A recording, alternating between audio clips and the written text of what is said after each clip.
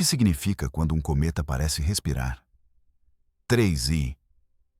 Atlas, um viajante de outro sistema estelar, está exalando 40 quilos de água a cada segundo no vazio congelante, muito longe do Sol para tal comportamento.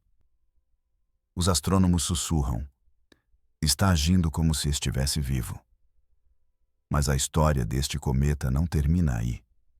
Também estamos encontrando estranhas quantidades de níquel sem ferro, cianeto em sua cauda e sussurros de origens bilhões de anos mais antigas do que o nosso próprio sistema estelar. Enquanto isso, longe deste visitante interestelar, cientistas e cidadãos estão descobrindo os maiores círculos de rádio estranhos até agora. Mercúrio e Ceres estão se alinhando com um curioso timing nos céus de outubro, levantando questões sobre um possível vínculo com o 3i Atlas. E o voo de outubro da Blue Origin levanta mais perguntas do que respostas. Isso realmente aconteceu? Fique comigo até o final enquanto confrontamos essas perguntas inquietantes em nossa primeira nova série de múltiplas histórias para manter nossos ouvintes noturnos atualizados com todas as notícias cósmicas que acontecem acima de nossos céus. Se esses mistérios te prenderam, como me prenderam, não se esqueça de curtir e se inscrever para não perder nenhuma atualização. À medida que isso se desenrola em tempo real, deixe um comentário dizendo de onde você está assistindo. Que horas são aí?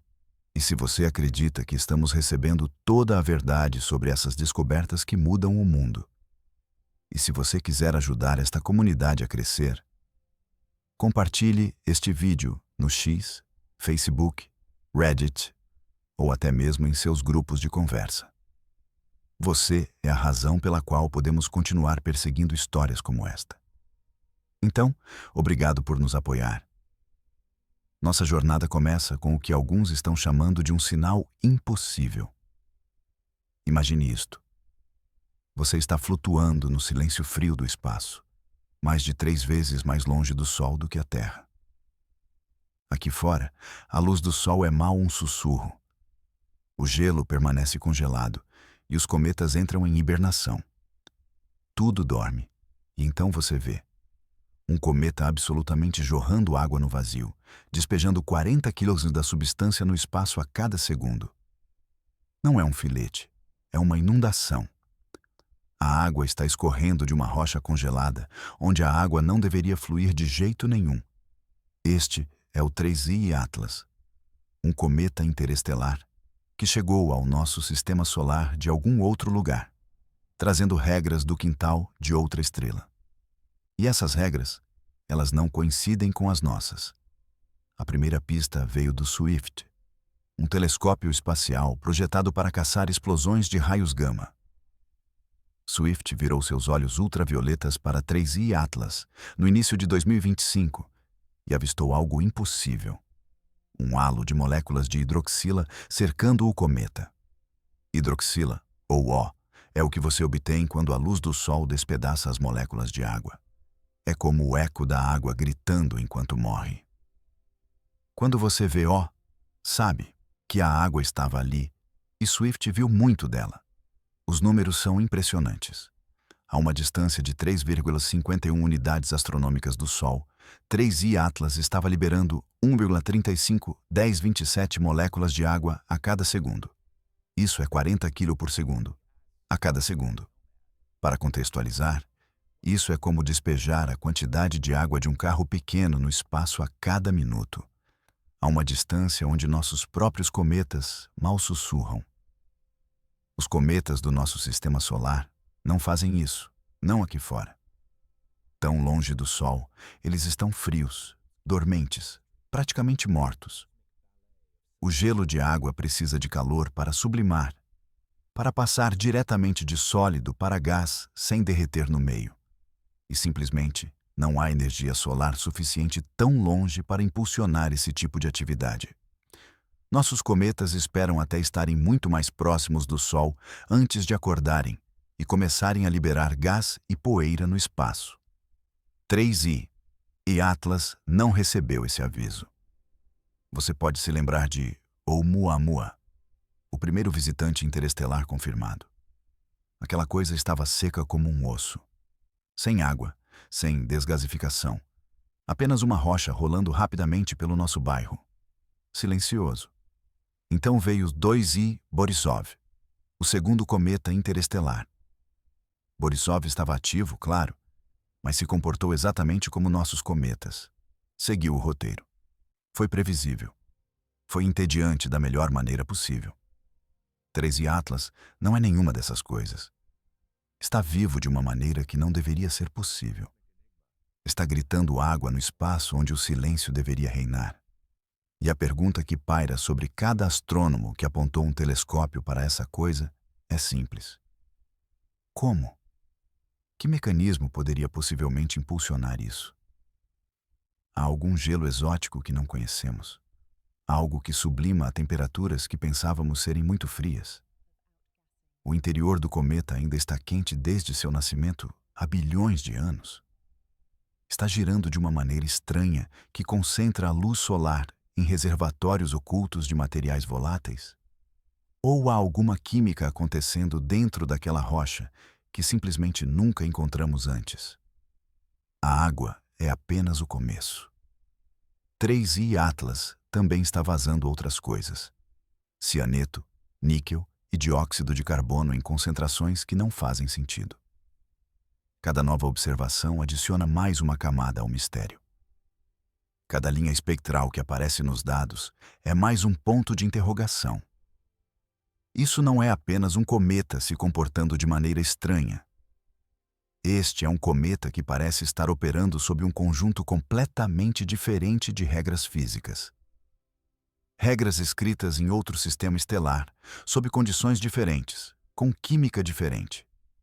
E agora está aqui no nosso sistema solar, nos dando um lugar na primeira fila para processos que nunca vimos antes. A coisa que mantém os astrônomos acordados à noite é esta. Se 3I Atlas está fazendo coisas que nossos cometas não conseguem fazer, o que isso nos diz sobre de onde ele veio? Que tipo de sistema estelar constrói cometas como este? Quais eram as condições naquele disco protoplanetário bilhões de anos atrás? E, mais provocativamente, este cometa é apenas estranho? Ou será que é um mensageiro trazendo notícias sobre como o universo pode ser diferente? Todo telescópio que consegue ver isso agora está apontado para ele. Espectroscopia, fotometria, polarimetria, todas as ferramentas que temos. Porque o 3I Atlas não é apenas uma curiosidade. É uma janela, uma fenda em nossa compreensão. E através dessa fenda, podemos vislumbrar algo extraordinário. Isso nos leva a outra descoberta estranha: níquel sem ferro. Os cometas supostamente seguem certos padrões. Quando ficam quentes o suficiente, os metais começam a sublimar de suas superfícies. O ferro e o níquel aparecem juntos como velhos amigos que sempre viajam em pares. Você vê um, vê o outro. É uma daquelas constantes cósmicas das quais nos acostumamos a depender. Exceto que 3I Atlas não leu o livro didático. O Very Large Telescope no Chile apontou seu espectrógrafo para 3I Atlas e encontrou algo que não fazia sentido. As linhas de emissão de níquel brilhavam intensamente no espectro, fortes, inconfundíveis, impossíveis de ignorar. E o ferro? Ou ausente ou tão fraco que mal registrava. Níquel sem ferro. É como encontrar fumaça sem fogo. É como encontrar pegadas sem pés. No nosso sistema solar, isso não acontece. Quando um cometa aquece o suficiente para liberar metais, o ferro e o níquel aparecem em proporções previsíveis, porque estão presos juntos nas mesmas estruturas minerais. Eles se formam juntos em processos semelhantes. Eles sublimam a temperaturas semelhantes.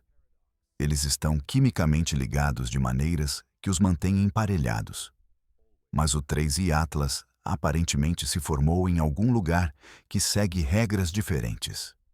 A cerca de 2,8 unidades astronômicas do Sol, Os astrônomos mediram o níquel sendo expelido do cometa a cerca de 5 gramas por segundo. 5 gramas não parecem muito, até você perceber que está acontecendo continuamente, segundo após segundo, sem ferro à vista. Isso não é um erro. Isso é um padrão. Isso é o cometa nos dizendo algo fundamental sobre sua composição. Várias explicações foram sugeridas, e nenhuma delas é simples. A primeira possibilidade é a fracionação química. Talvez no ambiente onde 3I Atlas se formou, o níquel foi incorporado em compostos voláteis, que se vaporizaram facilmente, enquanto o ferro ficou preso em minerais refratários, que precisam de temperaturas muito mais altas para sublimar. Imagine o níquel pegando uma carona com os íces voláteis, enquanto o ferro ficou para trás nos grãos rochosos. Isso poderia criar o desacoplamento que estamos vendo. Outra ideia envolve compostos organometálicos. Na Terra, temos moléculas como o carbonilo de níquel, onde átomos de níquel se ligam ao monóxido de carbono. Esses compostos são voláteis. Eles evaporam a temperaturas relativamente baixas. Se 3I Atlas se formou em um ambiente rico em monóxido de carbono e outros materiais orgânicos, talvez o níquel tenha ficado preso nesse tipo de moléculas. Quando a luz solar os atinge, eles se decompõem, liberando níquel atômico na coma, enquanto o ferro permanece preso em grãos sólidos. Depois, há a erosão espacial. Os raios cósmicos e a radiação ultravioleta bombardeiam objetos interestelares por milhões ou bilhões de anos. Esse tipo de ataque sustentado pode alterar a química da superfície de maneiras estranhas. Talvez o processamento por radiação crie camadas superficiais ricas em níquel enquanto o ferro é enterrado ou quimicamente alterado. Talvez o níquel que estamos vendo seja uma camada superficial, uma casca danificada pela radiação que não reflete a verdadeira composição em massa do cometa. Ou talvez, e esta é a possibilidade mais empolgante, 3I Atlas tenha se formado em um sistema estelar com abundâncias elementares genuinamente diferentes. As estrelas não têm todas a mesma composição química. Estrelas mais antigas, estrelas de diferentes partes da galáxia, estrelas que se formaram a partir de nuvens de gás enriquecidas por diferentes tipos de supernovas. Todas elas têm receitas ligeiramente diferentes. Talvez 3I Atlas venha de um lugar onde o níquel era mais abundante em relação ao ferro do que é em nosso bairro. Talvez sua estrela de origem fosse quimicamente estranha, e essa estranheza agora esteja escrita em cada molécula deste cometa. Mas temos que ter cuidado aqui. A espectroscopia é difícil. Detectar linhas de emissão fracas contra um fundo brilhante é complicado. Existem limiares de detectabilidade. É possível que o ferro esteja presente, logo abaixo do limite de detecção. Talvez a emissão de ferro esteja misturada com outras características espectrais. Talvez estejamos olhando para os comprimentos de onda errados. À medida que o cometa se aproxima do Sol e aquece mais, o ferro pode começar a aparecer. Isso seria reconfortante de certa forma. Isso significaria que o universo ainda faz sentido. Mas e se não aparecer? E se 3I Atlas chegar até o periélio, seu ponto mais próximo do Sol, e o ferro nunca aparecer? E se a proporção níquel-ferro permanecer completamente invertida em comparação com tudo o que já vimos? Isso seria revolucionário. Isso nos diria que sistemas planetários podem produzir cometas com uma química metálica tão diferente da nossa que nossos modelos precisam de uma reformulação completa. É por isso que os astrônomos estão observando 3I Atlas de forma tão obsessiva. Cada observação é um teste. Cada espectro é uma chance de confirmar nossa compreensão ou destruí-la. E neste momento, o 3I Atlas está fazendo mais destruição do que confirmação. Agora, vamos ver como este cometa parece se acender. Os cometas devem brilhar gradualmente à medida que se aproximam do Sol. A física é simples: mais luz solar, mais aquecimento, mais sublimação, mais gás e poeira. A relação deveria ser suave, previsível, quase entediante. Parece que o 3I Atlas também nunca recebeu esse memorando. Observadores que observavam 3I Atlas notaram algo estranho em sua cor. No início, o cometa parecia relativamente neutro, talvez ligeiramente avermelhado, típico de corpos gelados distantes. Mas, à medida que se aproximava do Sol, começou a ficar verde.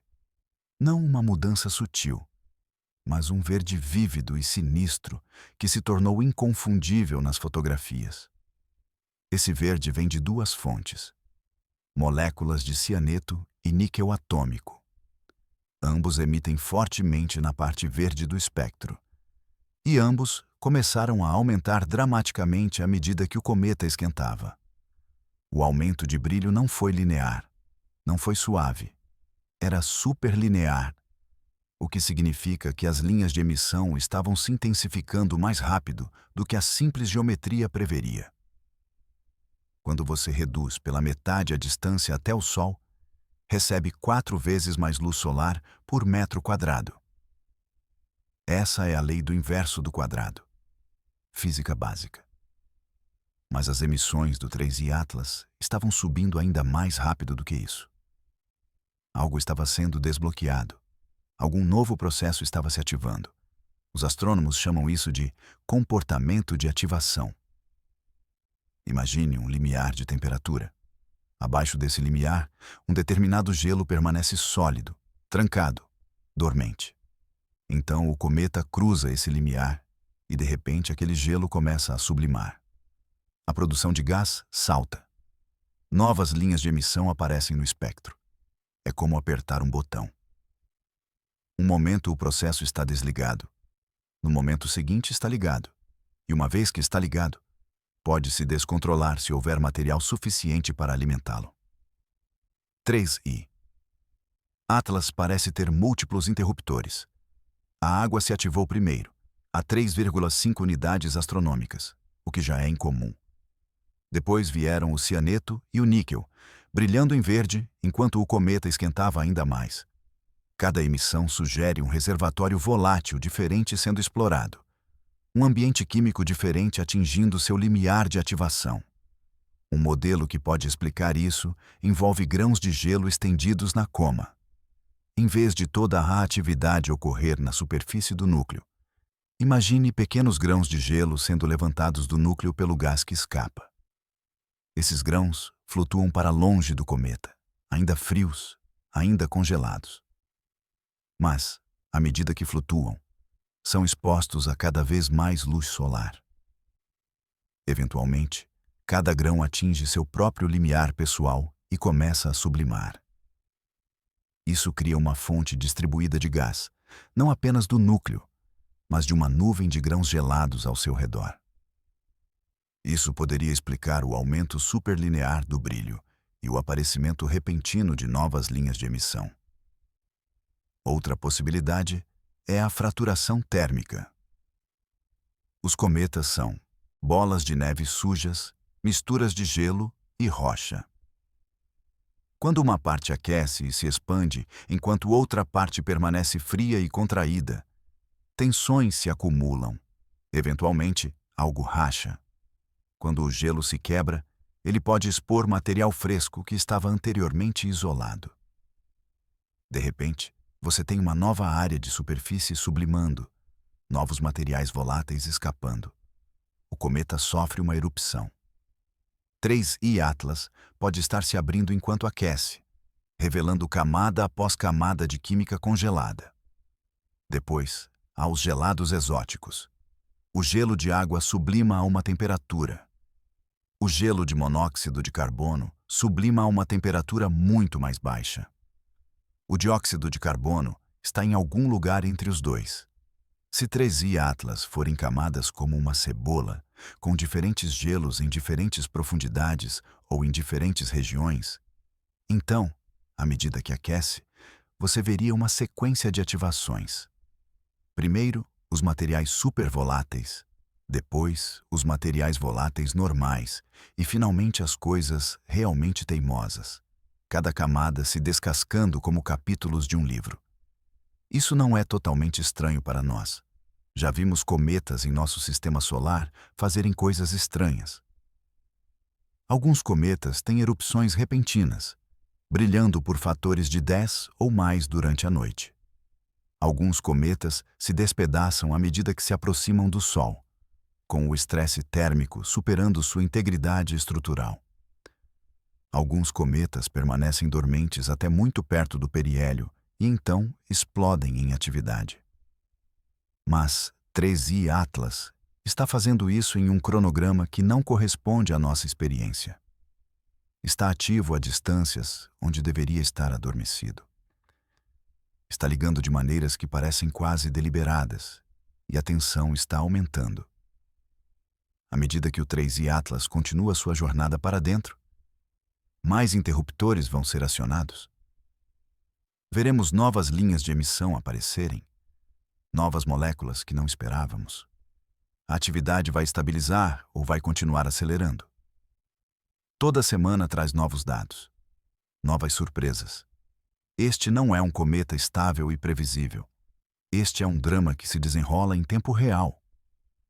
Tudo isso levanta a questão: de onde veio o 3I Atlas? Cada objeto no espaço carrega uma história escrita em sua trajetória.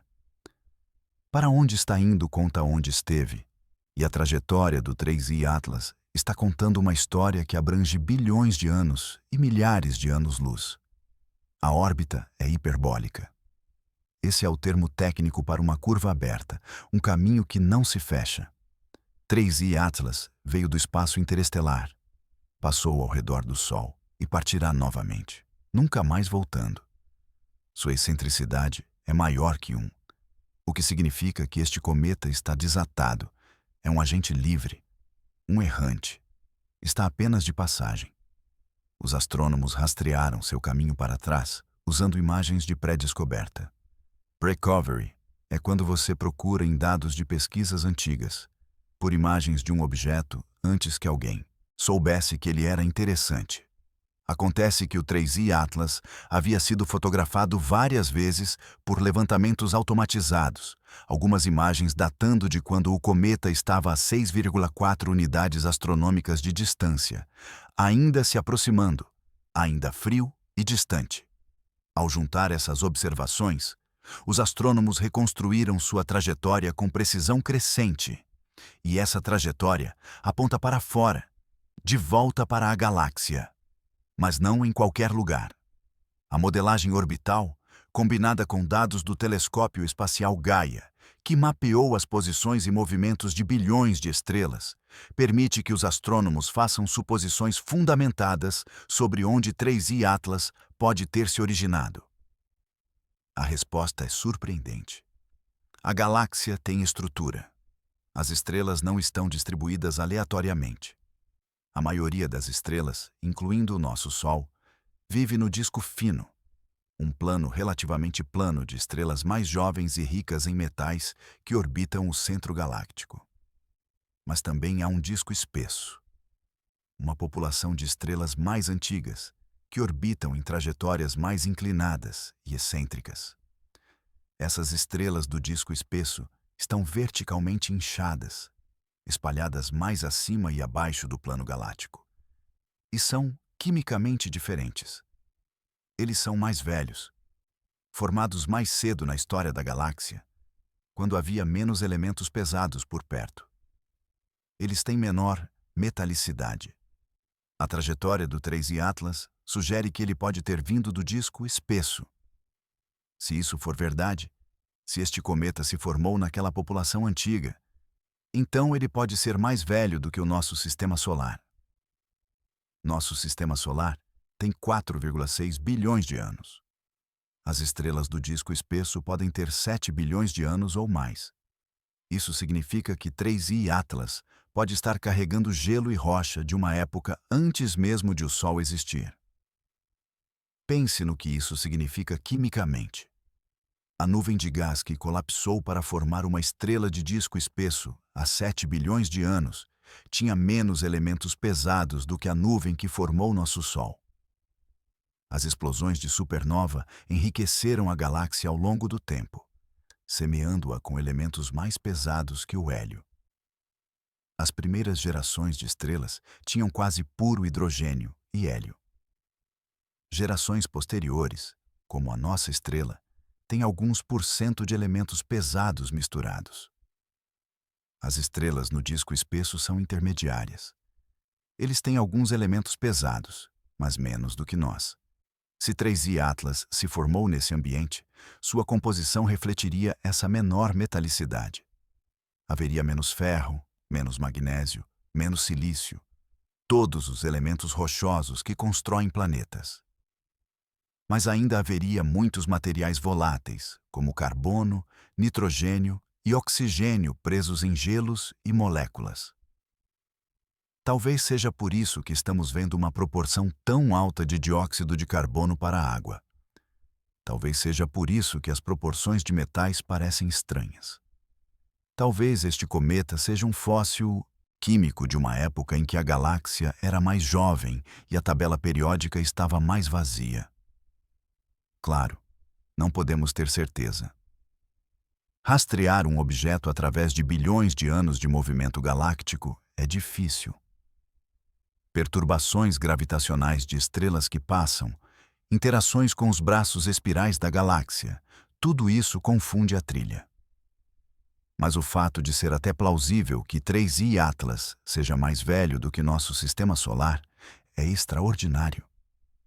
Podemos estar olhando para uma relíquia, um sobrevivente, uma cápsula do tempo da galáxia antiga, e se pudéssemos identificar seu aglomerado de nascimento, o grupo de estrelas que se formou juntas a partir da mesma nuvem de gás, poderíamos algum dia identificar irmãos, outros cometas, talvez até planetas, ejetados do mesmo sistema, agora espalhados pela galáxia.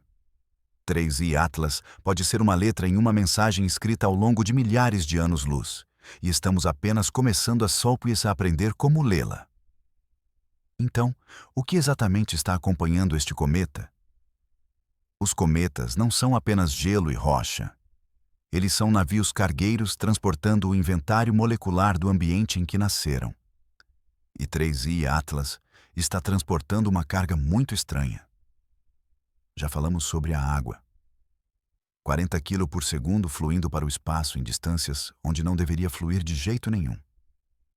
Essa água, ou melhor, os fragmentos de hidroxila deixados para trás quando a luz solar a despedaça, foi a primeira pista de que este cometa era incomum.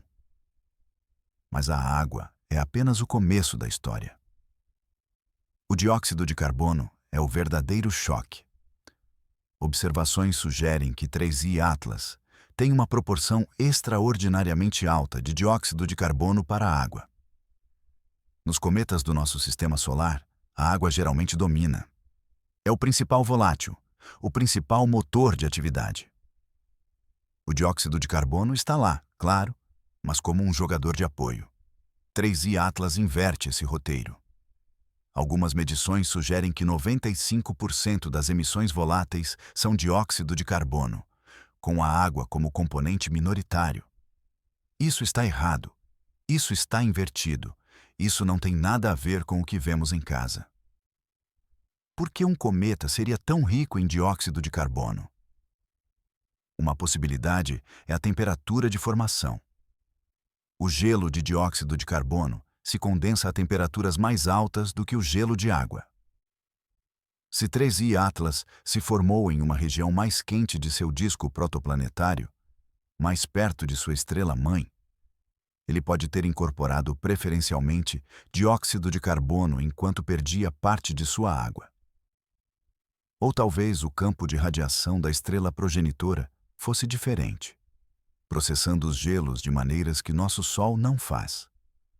Ou talvez os planetas gigantes naquele sistema, se houvesse algum, migraram de maneira diferente, agitando o disco e misturando materiais de maneiras inesperadas. Depois, há o cianeto. Cianeto, ou CN, é comum em cometas. É a molécula que dá a muitos cometas sua cor verde. Mas em 3I Atlas, o cianeto apareceu depois da água, mais tarde na sequência de aquecimento. Nos nossos cometas, o cianeto e a água tendem a aparecer quase ao mesmo tempo, porque têm temperaturas de sublimação semelhantes. A aparição atrasada do cianeto em 3I Atlas sugere que ele pode estar sequestrado de maneira diferente. Talvez esteja preso em moléculas orgânicas que precisam de energia extra para se decompor, ou talvez esteja congelado em camadas abaixo do gelo de água. E claro, há o níquel. Níquel atômico brilhando em verde, separado de seu parceiro habitual, o ferro.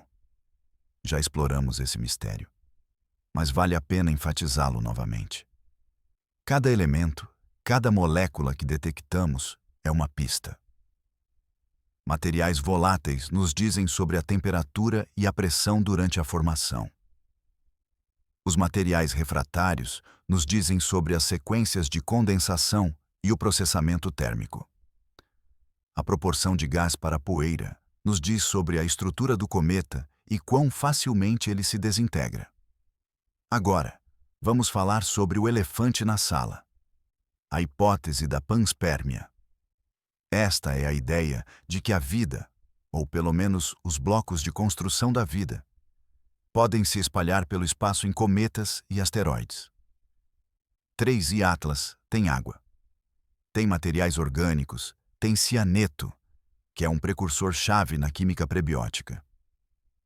Se você quisesse projetar um cometa para semear um planeta com uma química interessante, incluiria exatamente esses ingredientes. Mas vamos ser muito claros. Isso é especulação. Não há evidências de que o 3I Atlas esteja transportando vida. Não há evidências de que qualquer cometa já tenha carregado vida. A hipótese da panspermia é intrigante e plausível em princípio, mas não comprovada, e há sérios problemas com ela. A radiação cósmica é brutal.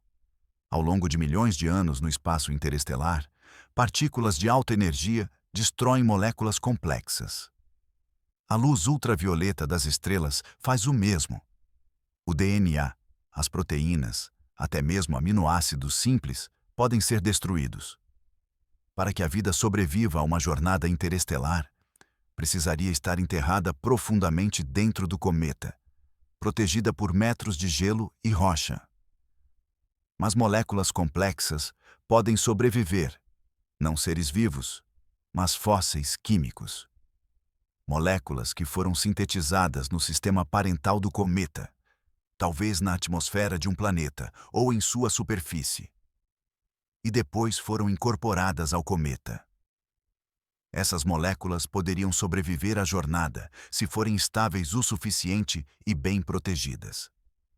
E se pudéssemos analisá-las, elas poderiam nos contar coisas que não podemos aprender de outra forma. Eles podem revelar a química atmosférica de um mundo alienígena. Eles podem nos mostrar vias metabólicas de uma biosfera extinta. Eles podem ser mensagens escritas em carbono, nitrogênio e oxigênio, esperando que alguém as decifre. É por isso que alguns cientistas sonham em interceptar um desses visitantes interestelares.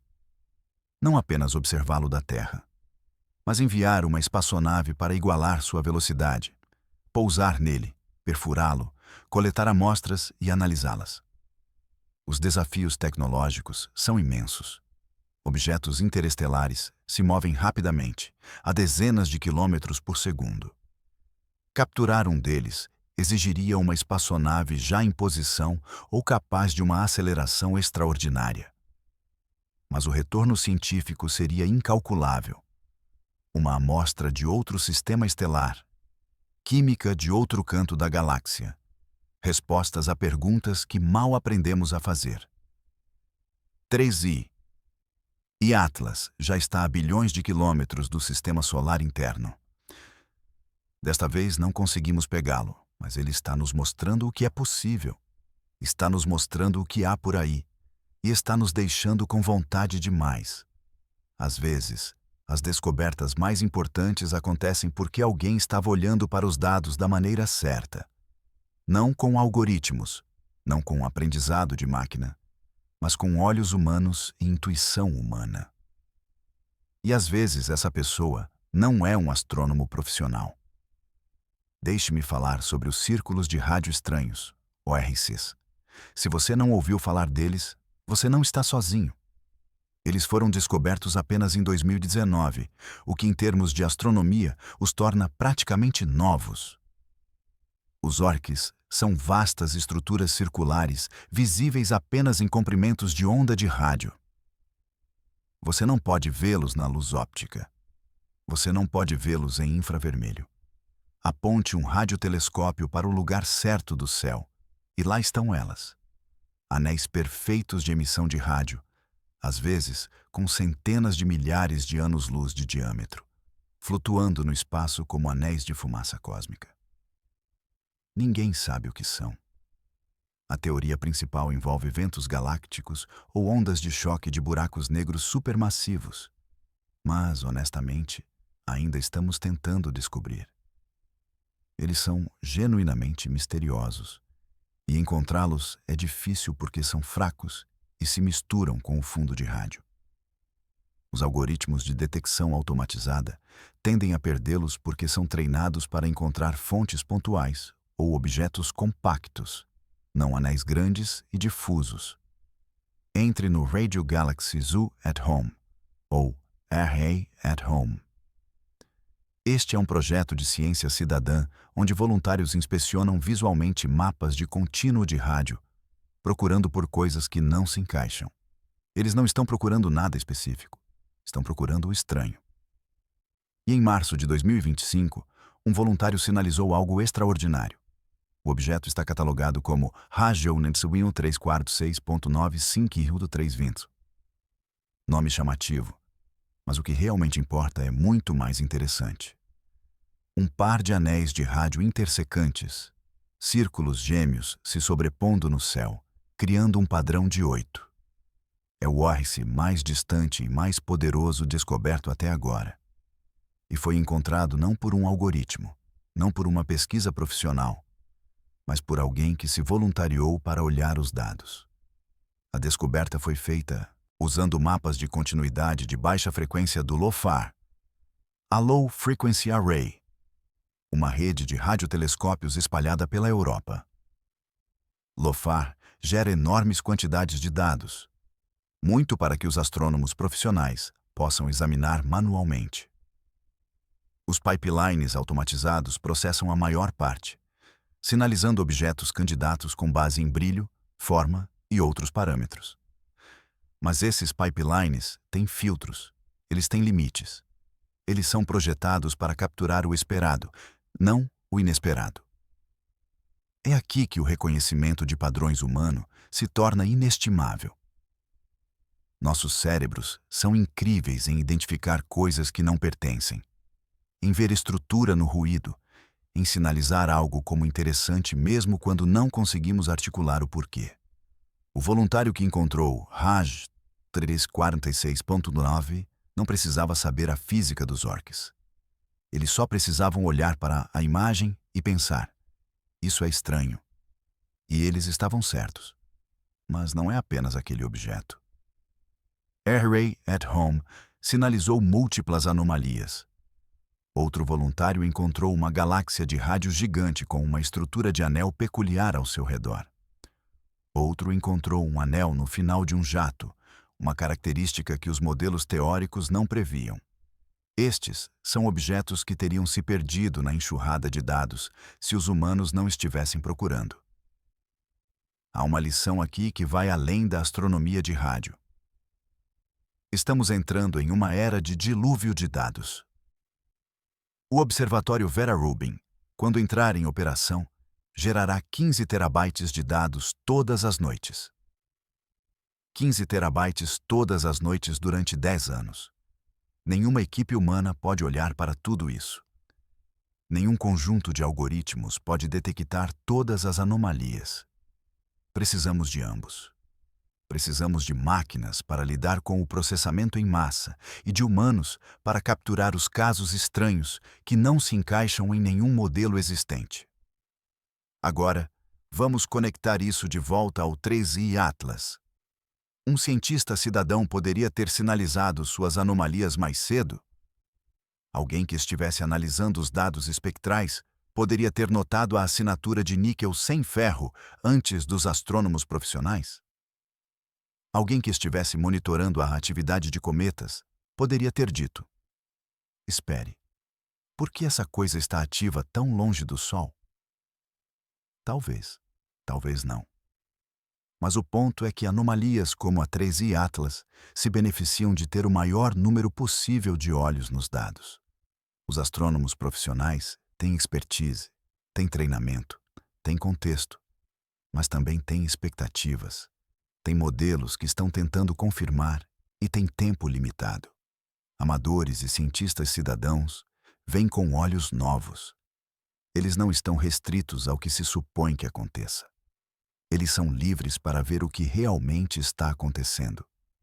Há histórias de astrônomos amadores descobrindo supernovas, encontrando asteroides, rastreando estrelas variáveis.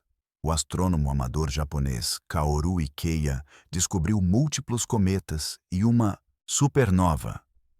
O astrônomo amador britânico Andrew Gray co-descobriu uma explosão estelar incomum. Não são coincidências. São exemplos do que acontece quando pessoas apaixonadas com telescópios ou acesso a dados decidem olhar atentamente para o universo. No futuro, à medida que os telescópios nos inundarem com petabytes de dados, os cientistas cidadãos podem se tornar os primeiros a responder às peculiaridades cósmicas. Eles podem ser os que sinalizam o próximo cometa interestelar, a próxima estrutura de rádio estranha, a próxima coisa que não faz sentido. E quando eles fizerem isso, os astrônomos profissionais irão acompanhar, investigar, descobrir a física. É uma parceria. E como todas as boas parcerias, é mais forte do que qualquer um dos componentes sozinho. No entanto, não vamos fingir que isso é só sol e colaboração. Há uma tensão real aqui. Porque abrir as portas para a ciência cidadã significa lidar com falsos positivos, com amadores bem-intencionados que sinalizam coisas que acabam sendo artefatos ou ruído, e com teóricos da conspiração que veem sinais alienígenas em cada falha de dados. Os astrônomos profissionais compreensivelmente se preocupam com isso. A Royal Astronomical Society e outros órgãos profissionais debateram isso extensivamente. Por um lado, a ciência cidadã reduz o acúmulo de trabalho. Permite que os projetos processem mais dados do que seria possível de outra forma. Envolve o público e cria entusiasmo pela ciência. Por outro lado, o controle de qualidade é essencial. Uma descoberta não é uma descoberta até que tenha sido verificada, cruzada e revisada por pares. E isso leva tempo e expertise. Falsos positivos são um problema real. Alguém sinaliza um objeto como incomum. Os astrônomos passam dias ou semanas investigando, apenas para determinar que é ruído instrumental, uma trilha de satélite ou um impacto de raio cósmico. Esse é um tempo que poderia ter sido gasto em descobertas genuínas. E quando os falsos positivos se acumulam, os astrônomos se tornam céticos em relação aos relatórios dos cidadãos. A relação sinal-ruído diminui. A fadiga se instala. Depois, há o viés de confirmação. Quando as pessoas estão procurando algo específico, tendem a encontrá-lo mesmo quando não está lá. Isso acontece com profissionais também. Mas o treinamento e a revisão por pares fornecem verificações. Amadores podem não ter esses controles. Eles podem ver um padrão em dados aleatórios e se convencerem de que é real. É assim que surgem alegações de megaestruturas alienígenas ao redor da estrela de Tebe, ou mensagens nos resíduos de tempo de pulsar. A calibração e as margens de erro são outra questão. Astrônomos profissionais sabem como avaliar a incerteza das medições. Eles sabem quando um sinal é estatisticamente significativo e quando é ruído. Amadores podem não saber. Eles podem relatar uma detecção que, na verdade, é apenas uma flutuação de um sigma, sem significado no grande esquema estatístico. E há a questão da largura de banda. Se um projeto de ciência cidadã se tornar muito popular, se muitas pessoas começarem a sinalizar muitas coisas, os astrônomos profissionais encarregados do acompanhamento podem ficar sobrecarregados. Eles não podem investigar tudo. Eles têm que priorizar. E isso significa que algumas descobertas genuínas podem ser perdidas simplesmente porque estão enterradas na pilha. Mas aqui está a questão. Esses problemas não são insuperáveis. São desafios, não obstáculos intransponíveis. Os protocolos de treinamento podem ajudar. Se os cientistas cidadãos forem ensinados a avaliar a qualidade dos dados, a reconhecer artefatos e a estimar a incerteza, a taxa de falsos positivos diminui. Programas de mentoria onde amadores experientes orientam os novatos podem manter os padrões. Validação em camadas, onde múltiplos voluntários independentes devem sinalizar o mesmo objeto antes de ser elevado para acompanhamento profissional, pode filtrar detecções espúrias. E as oportunidades são enormes.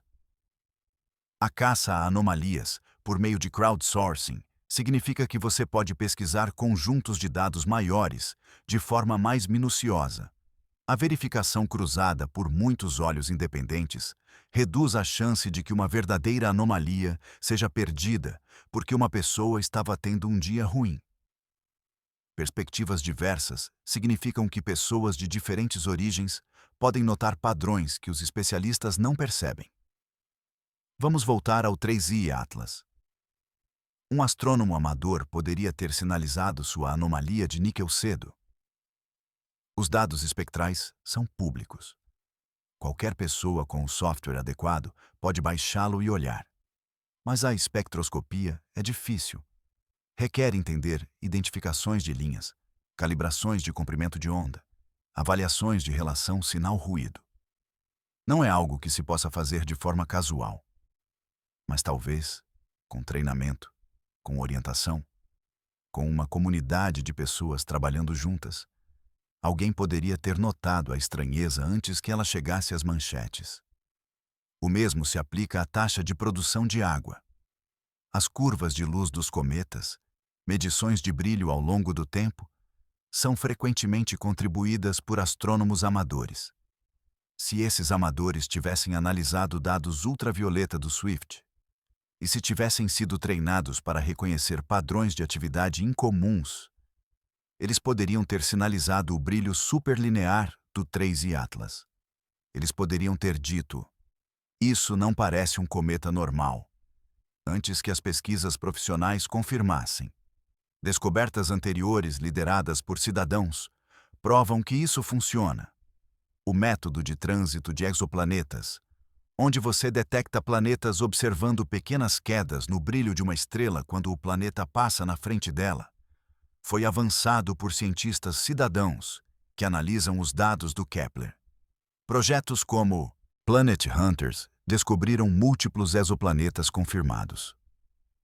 Caçadores de asteroides amadores encontraram objetos próximos à Terra que as pesquisas profissionais perderam.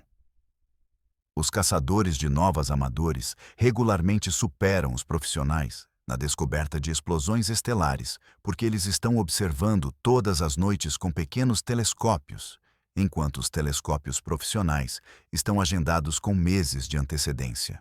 A conclusão não é que devemos substituir os astrônomos profissionais por amadores. Isso é absurdo. A conclusão é que precisamos de ambos. Precisamos de profissionais para a profunda expertise, os quadros teóricos, a validação rigorosa. E precisamos de cientistas cidadãos pela amplitude de cobertura, pelas perspectivas novas, pelo número de olhos. Não é uma competição, é uma parceria. E na era da enxurrada de dados, é uma parceria necessária. Outubro de 2025 trouxe algo incomum, um evento que destacou uma tendência humana comum: o efeito de coincidência. Havia excelentes condições de observação tanto para Mercúrio quanto para Ceres. Mercúrio, o planeta mais interno, apareceu de forma favorável à noite, brilhante e alto acima do horizonte após o pôr do sol. Ceres, o maior objeto no cinturão de asteroides, alcançou a oposição, o que significa que estava diretamente oposto ao Sol no céu, em seu ponto mais brilhante e mais próximo da Terra. Nas redes sociais, as pessoas começaram a fazer conexões. Mercúrio visível, Ceres visível, e agora este estranho cometa interestelar, 3I Atlas, agindo como se estivesse vivo. Estavam relacionados? Havia algum alinhamento cósmico acontecendo? Os campos gravitacionais do Sistema Solar estavam de alguma forma desencadeando ou amplificando a atividade do cometa? Vamos ser claros. Não. Não há conexão.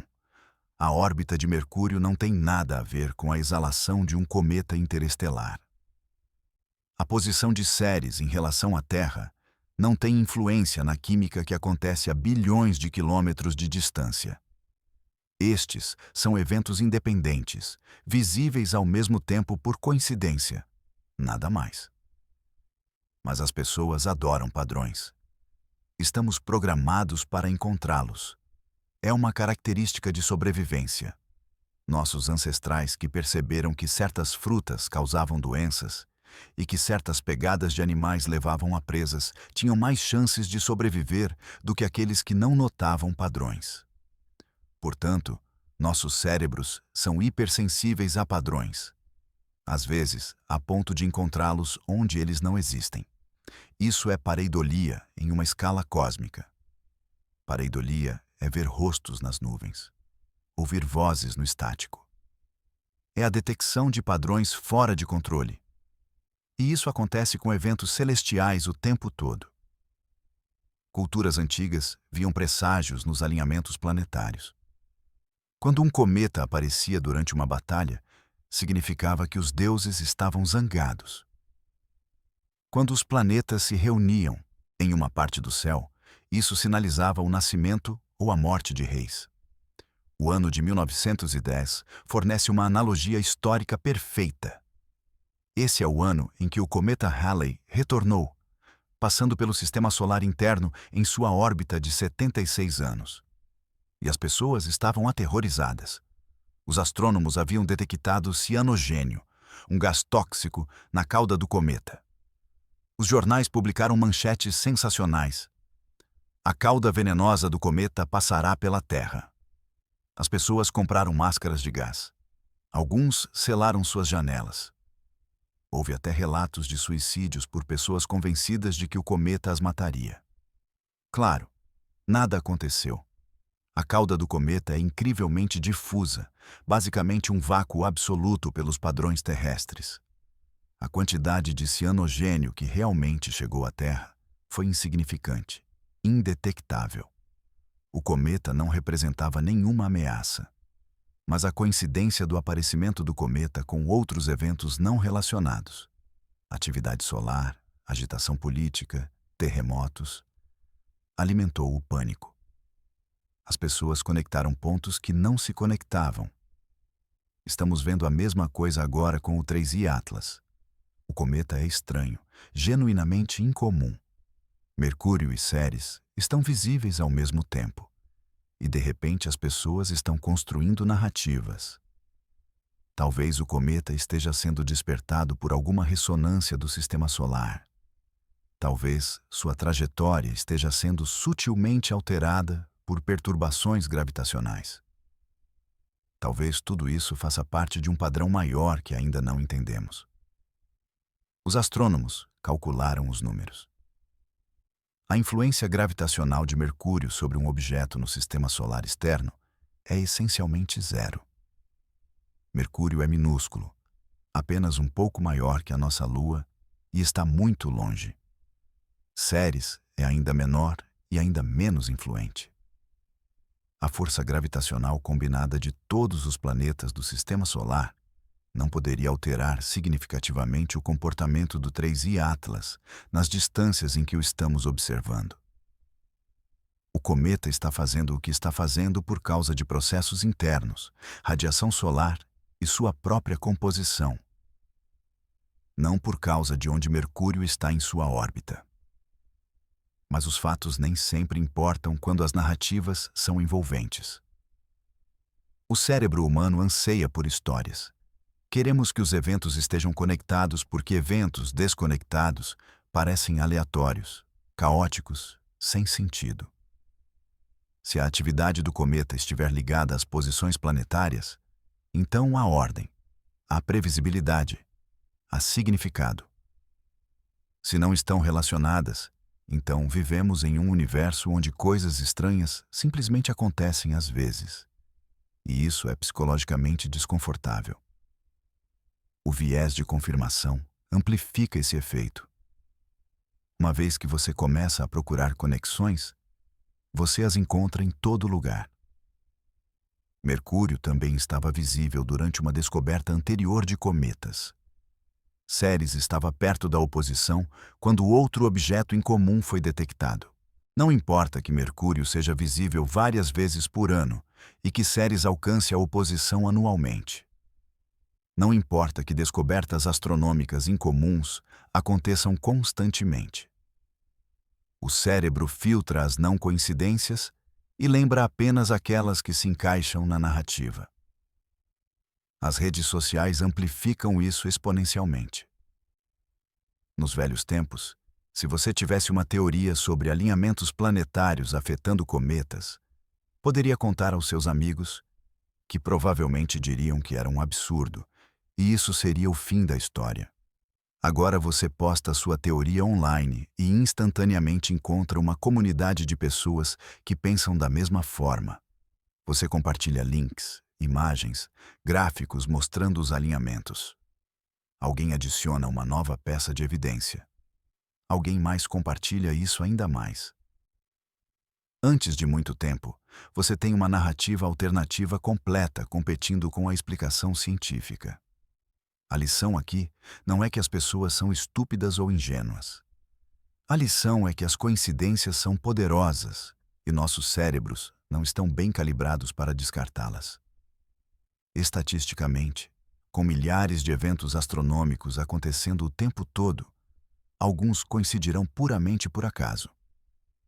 E essas coincidências parecerão significativas, mesmo quando não o são.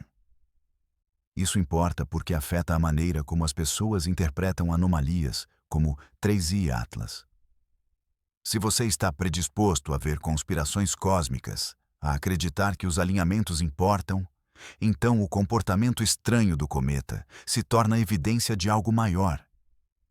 Talvez não seja um cometa natural. Talvez seja artificial. Talvez esteja respondendo a sinais dos planetas. Talvez seja parte de algum grande mecanismo cósmico que não entendemos. E isso nos leva a um capítulo ainda mais estranho nesta história. Vamos discutir a maquinaria das farsas e teorias da conspiração, e como os humanos transformam mistérios científicos em mitos culturais. Em 8 de outubro de 2025, a missão NS-36 da Blue Origin foi lançada. Levava 6 passageiros por 11 minutos, com um passageiro misterioso, cujo nome permaneceu em segredo até a cápsula pousar. A cápsula decolou, cruzou a linha de Kármán, flutuou em microgravidade, desceu de paraquedas e pousou no deserto do Texas. Sucesso! Mais um voo impecável para o programa de turismo espacial da empresa. Sua 15ª missão tripulada. Rotina. Quase. Essa é a versão oficial. A ABC News cobriu isso. Medium publicou um artigo. Um punhado de jornalistas espaciais tuitou sobre isso. O passageiro misterioso foi revelado após o pouso como um indivíduo privado que havia solicitado anonimato para o próprio voo. Mas ficou feliz em ser nomeado depois. Nada de incomum nisso. As pessoas pagam por privacidade o tempo todo. Mas aqui está o que é estranho. Aqui está o que continua a incomodar qualquer um que acompanha de perto os voos espaciais. O silêncio. A falta de cobertura, estranha e quase sufocante. Nenhum vídeo viral. Sem hashtags em alta. Sem reações de celebridades, memes ou análises no TikTok.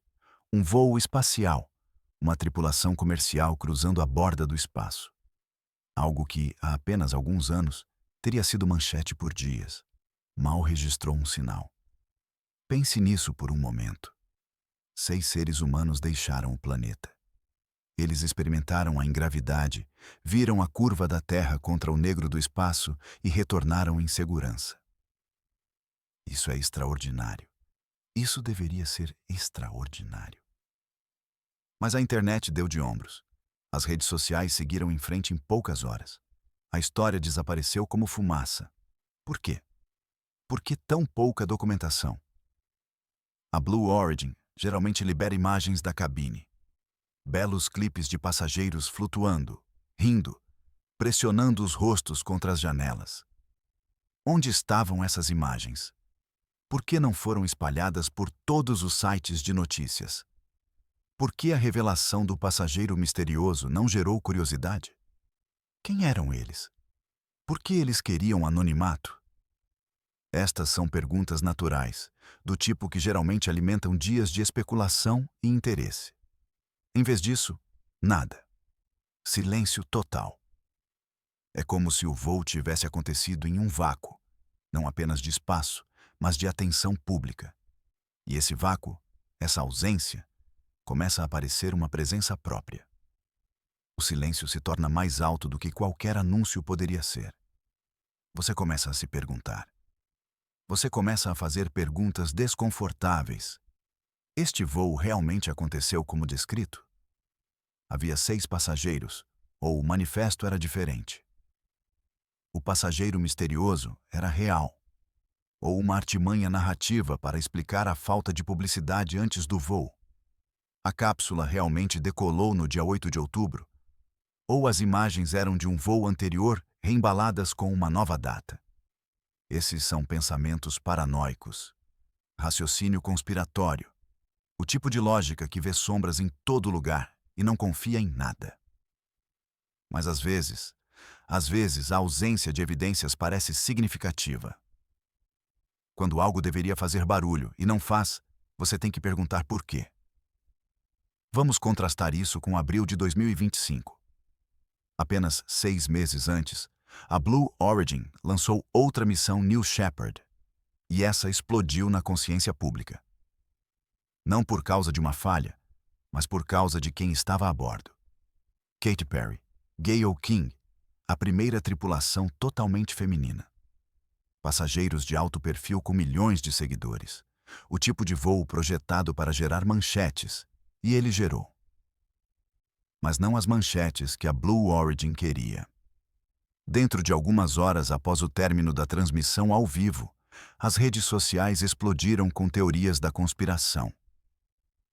As pessoas afirmaram que o voo foi falsificado. Eles analisaram cada quadro da filmagem em busca de inconsistências. O comportamento do cabelo em gravidade zero tornou-se um campo de batalha forense. Flutua corretamente. Move-se de forma muito rígida. Cabelo de verdade. Uma peruca ou gerado por computador? A escotilha da cápsula tornou-se outro ponto focal. Alguém afirmou que ela abriu de maneira diferente das missões anteriores. Eles postaram comparações lado a lado, desenharam setas, circularam detalhes supostamente anômalos. Não estava a tranca do outro lado da última vez? A porta não abria para fora antes? Por que isso parece diferente?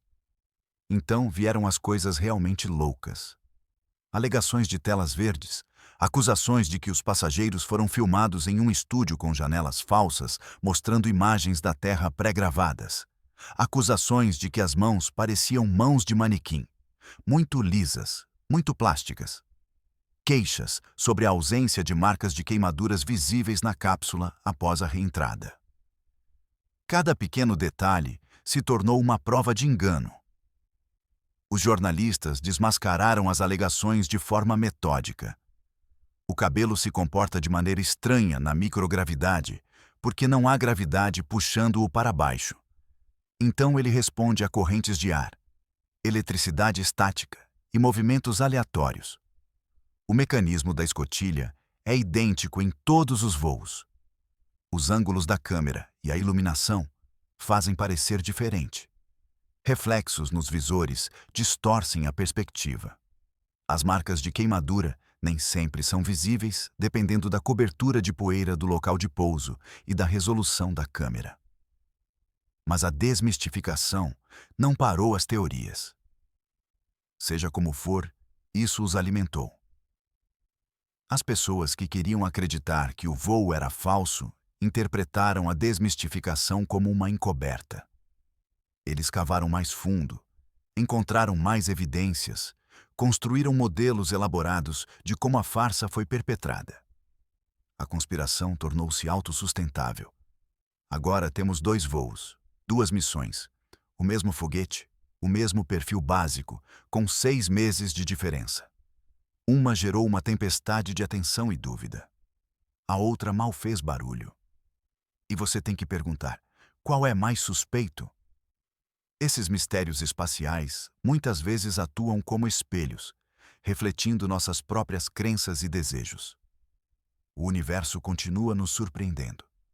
Objetos que não se encaixam, sinais que não fazem sentido, fenômenos que violam nossos modelos cuidadosamente construídos. E toda vez, sem exceção, fazemos 2 coisas. Primeiro, nos apressamos para entender a ciência. Em segundo lugar, nos projetamos no mistério. Pense em Oumuamua, o primeiro objeto interestelar confirmado em 2017 que passou pelo nosso sistema solar. Ele estava girando, avermelhado, alongado e acelerando. Não muito, mas de forma mensurável, ao deixar o sistema solar. Essa aceleração não se encaixava em uma trajetória puramente gravitacional. Algo estava empurrando-o. Os cientistas propuseram a desgasificação, embora nenhum gás tenha sido detectado. Talvez estivesse liberando pequenas quantidades de materiais voláteis que criavam impulso como um cometa fraco.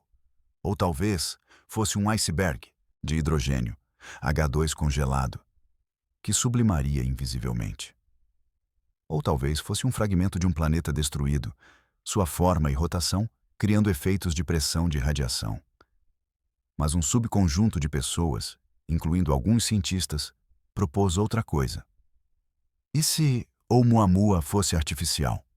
Uma vela leve, uma vela solar, uma fina camada de material sendo empurrada pela luz das estrelas. Isso explicaria a aceleração. E se fosse artificial, talvez fosse uma sonda de outra civilização. Talvez estivesse explorando, ou talvez estivesse abandonada, um pedaço de lixo espacial de uma sociedade alienígena há muito extinta. A mesma coisa aconteceu com a estrela de Thebe, KIC 8462852. Uma estrela no campo de Kepler mostrando padrões de escurecimento bizarros, quedas profundas e irregulares no brilho, às vezes caindo 20% ou mais. Nenhum planeta poderia fazer isso. Nenhum planeta é grande o suficiente para bloquear tanta luz. E as quedas não se repetiam regularmente como o trânsito de um planeta. Os astrônomos propuseram nuvens de poeira, enxames de cometas, detritos de uma colisão planetária. Mas um artigo, meio brincando, sugeriu uma megaestrutura alienígena, um enxame de Dyson. Milhões de painéis solares ou habitats orbitando a estrela, coletando sua energia. Isso bloquearia a luz de forma irregular à medida que as estruturas se moviam. Isso se encaixava nos dados, mais ou menos. Círculos de rádio estranhos, explosões rápidas de rádio, 3i Atlas. Cada mistério se torna uma tela na qual projetamos nossas esperanças e medos. Estamos sozinhos? O universo é indiferente ou intencional? Existem outros por aí? E se sim, eles são como nós ou incompreensivelmente alienígenas? A psicologia aqui é poderosa. Pareidolia, ver padrões no aleatório, faz parte disso. Vemos rostos nas nuvens, ouvimos vozes no ruído branco e vemos inteligência em anomalias astronômicas. Não é estupidez. É assim que nossos cérebros funcionam. Somos motores de reconhecimento de padrões e tendemos a ter uma predisposição para falsos positivos. Melhor confundir uma sombra com um predador do que confundir um predador com uma sombra. Há também um anseio existencial. Queremos contato. Queremos saber que não somos as únicas centelhas de consciência em um vasto e frio universo.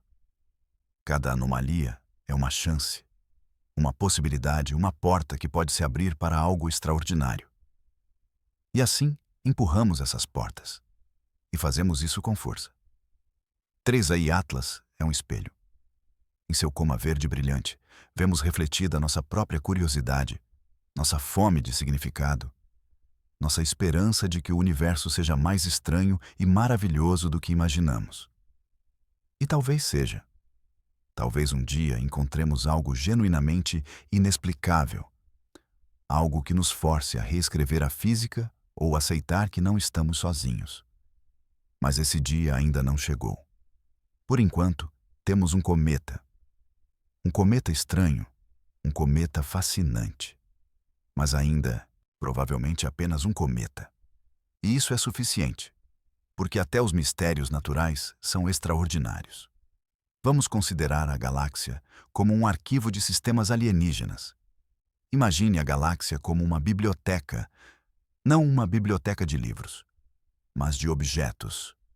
Cometas, asteroides, planetas errantes ejetados durante a formação caótica dos sistemas planetários e lançados ao espaço interestelar. Cada objeto é uma mensagem em uma garrafa, carregando informações sobre o sistema estelar onde se formou. E, ocasionalmente, uma dessas garrafas chega até a nossa costa. É isso que são os objetos interestelares. Cartões postais de sistemas alienígenas.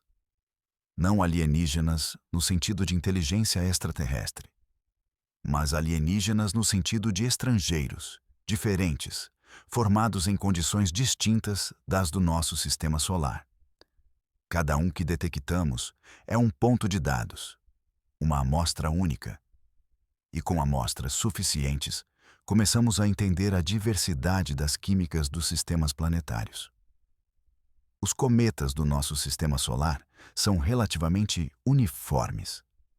Eles se formaram no mesmo disco protoplanetário a partir do mesmo gás e poeira, bem misturados sob o mesmo campo de radiação estelar. Eles variam, claro. Alguns são mais ricos em monóxido de carbono, outros mais ricos em água, dependendo de onde no disco se formaram e quais temperaturas experimentaram. Mas eles são família, irmãos ou primos no máximo. Os cometas interestelares são estranhos.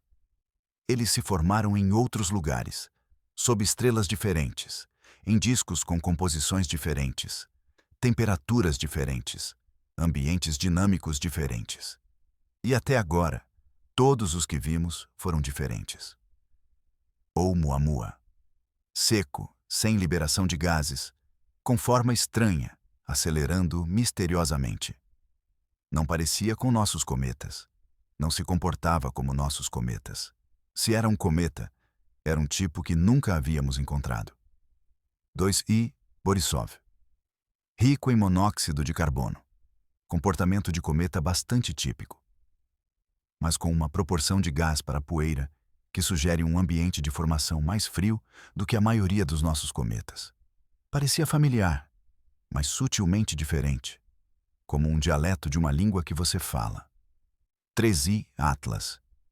Água e dióxido de carbono jorrando a grandes distâncias. Níquel sem ferro, cianeto aparecendo tarde. Nada sobre seu comportamento se encaixa em nossa experiência. Está falando uma língua que mal reconhecemos. 3 objetos, 3 químicas completamente diferentes. Se extrapolarmos, se assumirmos que esses 3 são representativos da população mais ampla, Então, a diversidade das composições cometárias na galáxia é impressionante. Nem todos os sistemas planetários produzem cometas como o nosso. Na verdade, talvez a maioria não produza. Pense sobre o que isso significa. Em alguns sistemas, os cometas podem ser dominados por gelo de nitrogênio, como a superfície de Plutão. Em outros, o metano pode ser o volátil principal. Em sistemas com estrelas mais massivas, a linha de neve, a distância onde o gelo de água pode se condensar, está mais afastada. Então, os cometas podem se formar em regiões mais frias e carregar misturas voláteis diferentes.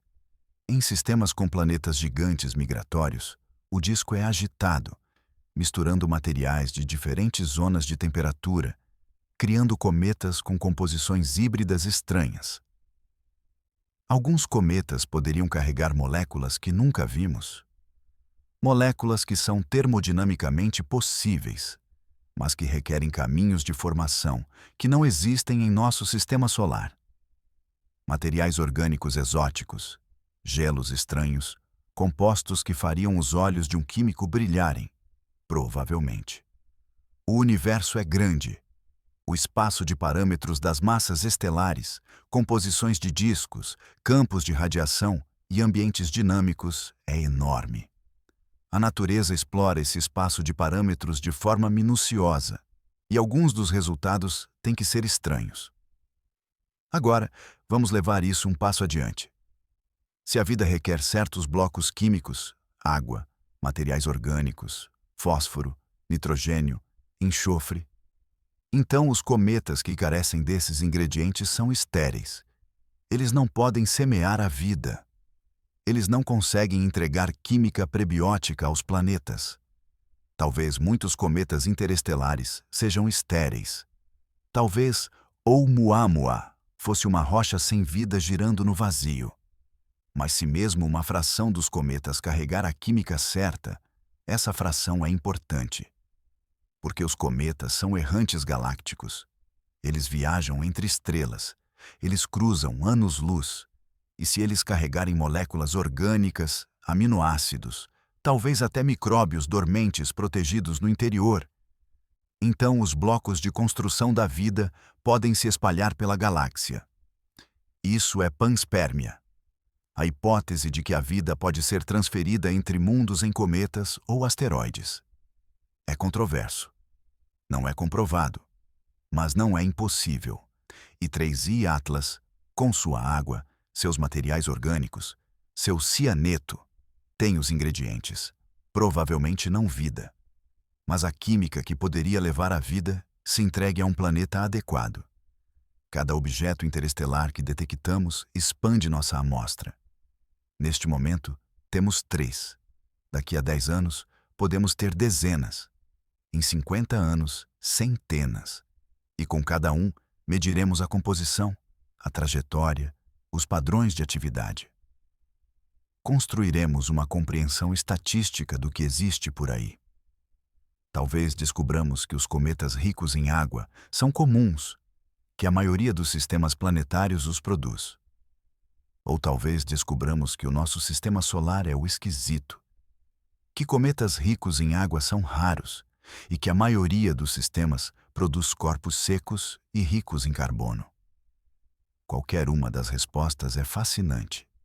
E talvez, apenas talvez, encontraremos um cometa com biomarcadores claros. Moléculas que são difíceis de explicar sem biologia. Fosfolipídios. Materiais orgânicos complexos com quiralidade. Razões isotópicas que gritam metabolismo. Isso seria revolucionário. Isso nos diria que a vida surgiu em outro lugar, que a bioquímica não é exclusiva da Terra. Ainda não encontramos isso. 3I Atlas não está carregando vida, pelo que podemos ver, mas está transportando informações. E a informação é a moeda da ciência. Cada visitante interestelar é um presente, uma amostra gratuita entregue à nossa porta. Tudo o que temos a fazer é olhar de perto o suficiente. Vamos voltar àquela anomalia do níquel, porque não é apenas uma curiosidade. É uma pista, uma impressão digital química. E as impressões digitais dizem onde alguém esteve. As estrelas são fábricas. A fusão nuclear em seus núcleos pega hidrogênio e hélio e constrói elementos mais pesados: carbono, nitrogênio, oxigênio, silício, enxofre, ferro. E quando estrelas massivas explodem como supernovas, a explosão cria elementos ainda mais pesados, incluindo níquel. Esses elementos são espalhados pelo espaço, misturados nas nuvens de gás e, eventualmente, incorporados em novas estrelas e planetas. Mas nem todas as estrelas têm a mesma receita. A abundância de elementos pesados, o que os astrônomos chamam de metalicidade, varia. Estrelas jovens, formadas recentemente a partir de gás enriquecido por gerações de supernovas, têm alta metalicidade. Estrelas antigas, formadas quando a galáxia era jovem e ocorreram menos supernovas, têm baixa metalicidade. O níquel e o ferro são ambos produzidos em supernovas, mas em quantidades ligeiramente diferentes, dependendo do tipo de explosão. Supernovas do tipo IN, onde uma anã branca acumula matéria e explode, produzem diferentes proporções de níquel para ferro em comparação com supernovas de colapso de núcleo, onde uma estrela massiva implode. Se 3I Atlas se formou em um sistema cuja nuvem de gás de nascimento foi enriquecida por uma mistura incomum de tipos de supernovas, sua proporção de níquel para ferro pode estar distorcida. Agora, pensamos que 3I Atlas pode vir do disco espesso, uma população estelar mais antiga. As estrelas do disco espesso têm uma metalicidade geral mais baixa, mas as proporções de diferentes elementos pesados podem variar. Se o desacoplamento de níquel que estamos vendo em 3I Atlas reflete a composição de sua estrela progenitora, então aquele cometa é um traçador. Está nos contando sobre a evolução química galáctica de maneiras que não conseguimos acessar facilmente de outra forma. Porque aqui está a questão. Podemos analisar as atmosferas das estrelas espectroscopicamente. Podemos medir seu ferro, seu níquel, tudo. Mas as estrelas estão longe. Só podemos estudar uma pequena fração delas em detalhes. E não podemos estudar estrelas que já não existem, estrelas que viveram e morreram há bilhões de anos. Mas os cometas desses sistemas são cápsulas do tempo. Eles preservam as condições químicas de seu nascimento. Se pudéssemos amostrar 3I Atlas diretamente, analisar seus isótopos, seus elementos traço, suas estruturas minerais, estaríamos segurando um pedaço de um sistema estelar que pode ter bilhões de anos e estar a milhares de anos-luz de distância. Estaríamos lendo a história escrita em átomos. Agora, vamos considerar uma ideia especulativa, uma ideia marginal, mas que é discutida em certos círculos. Poderiam anomalias metálicas, como alto teor de níquel, ser assinaturas de material processado? Não processados naturalmente, como o metamorfismo térmico, mas processados tecnologicamente. Se uma civilização avançada estivesse minerando asteroides, refinando metais e construindo estruturas no espaço, geraria resíduos, escória, rejeitos, exaustão. Esse material teria proporções elementares incomuns, porque os processos industriais são seletivos. Você extrai ferro para a construção, talvez, e descarta o resíduo rico em níquel. Ou você usa níquel para alguma aplicação específica e descarta o resto. Se um cometa se formasse em um disco de detritos que contivesse resíduos industriais, ele poderia incorporar esses metais anômalos. E então, milhões ou bilhões de anos depois, aquele cometa é ejetado, vagueia pela galáxia e chega ao nosso sistema solar. Detectamos a anomalia de níquel e coçamos a cabeça. Para ser absolutamente claro, Não há evidências de que 3i Atlas seja artificial ou contaminado por tecnoassinaturas. Nenhuma. A ideia é especulativa ao ponto de ser ficção científica.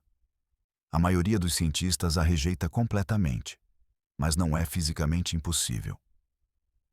E na ausência de uma explicação natural clara para o desacoplamento níquel-ferro, até mesmo ideias malucas são ouvidas.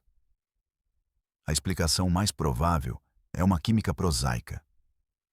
Níquel em compostos organometálicos, fracionamento durante a condensação, algum processo que ainda não pensamos que opera sob condições comuns em outros sistemas estelares, mas raro ou ausente no nosso.